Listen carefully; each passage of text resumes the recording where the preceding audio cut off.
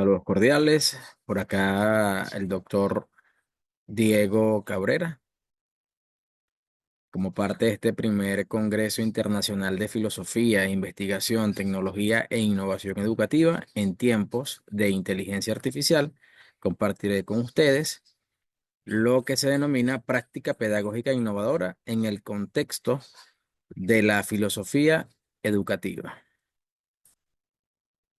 La educación es un aspecto relevante para la promoción de las competencias del ser humano. Por ello se aprecia la adopción de esta como mecanismo de perfeccionamiento. En este sentido, la educación se muestra en las realidades como una forma de alcanzar el éxito. Es el medio empleado por los pueblos para liberarse de las opresiones. Es un elemento que contribuye a la evolución del hombre.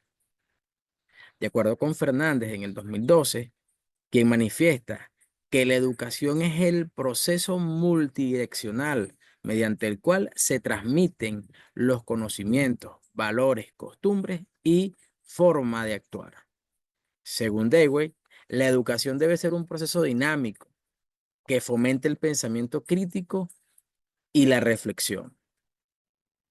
En este sentido, las prácticas pedagógicas innovadoras, según Elwin y otros en el 2005, son estas acciones asociadas a la forma en que los docentes se relacionan y trabajan en torno a las problemáticas del aprendizaje escolar. De acuerdo con lo anterior, se definen estas prácticas pedagógicas como aquellas en las que se evidencian situaciones problemáticas de aprendizaje y donde el docente asume desde su experiencia pedagógica la aplicación de situaciones didácticas para mediar en la construcción de aprendizajes significativos.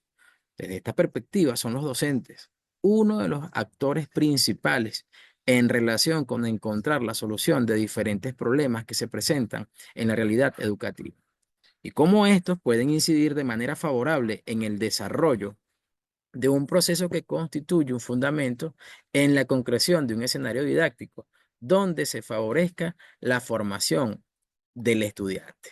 De acuerdo con la UNESCO, en el 2015, nos invita a la creación de comunidades de aprendizaje y el intercambio de buenas prácticas, las que son esenciales para fomentar una cultura de innovación en la enseñanza. De esta manera se puede garantizar que todos los estudiantes tengan acceso a una educación de calidad que corresponda a sus necesidades y expectativas. Y es que la filosofía educativa es un campo de estudio que se centra en las teorías y principios que guían la práctica educativa. En este sentido, Freire en 1970 enfatiza la importancia de una educación liberadora que empodere a los estudiantes para cuestionar y transformar su realidad. Y es que esta perspectiva crítica busca romper con las estructuras de opresión y fomentar un aprendizaje significativo que conecte a los estudiantes con su contexto social. Así, la educación se convierte en un acto de conciencia y de acción, tal como lo señala Nogdin 2002, quien indica que la ética del ciudadano debe ser un principio rector en la práctica educativa, que promueva las relaciones de respeto y empatía entre docentes y estudiantes. Dentro de lo que se constituye como el propósito de la investigación es develar las prácticas pedagógicas innovadoras destacadas por los docentes en el contexto de la filosofía educativa. Al estudiar un fenómeno social como es el educativo, es esencial tener presente que se trata de la interacción del ser humano con todo lo que converge en su contexto. Por ello, el investigador se enfrenta a la búsqueda de una verdad relativa y de allí la necesidad de elegir los caminos para emprender una investigación. Por consiguiente, se debe reflexionar en profundidad sobre los métodos para encontrar respuesta al objeto de estudio. En este caso en particular, lo que es la práctica pedagógica innovadora en el contexto de la filosofía educativa. Y es que la metodología de esta investigación se pasea por lo que es el plano, los planos del conocimiento, dentro de lo que es lo ontológico, lo epistemológico y, por supuesto, lo que es el eje transversal de toda investigación, el plano metodológico. Dentro de lo que es la fundamentación ontológica, de acuerdo con Heidegger, es el ser, es la esencia de ese fenómeno. En este caso, de lo que corresponde a esa práctica pedagógica innovadora en el contexto de la filosofía educativa. De acuerdo con Martínez, el plano epistemológico, que es ese despliegue del estado del arte. que se refiere a la base o enfoque desde el cual se entiende y se aborda el conocimiento de una investigación.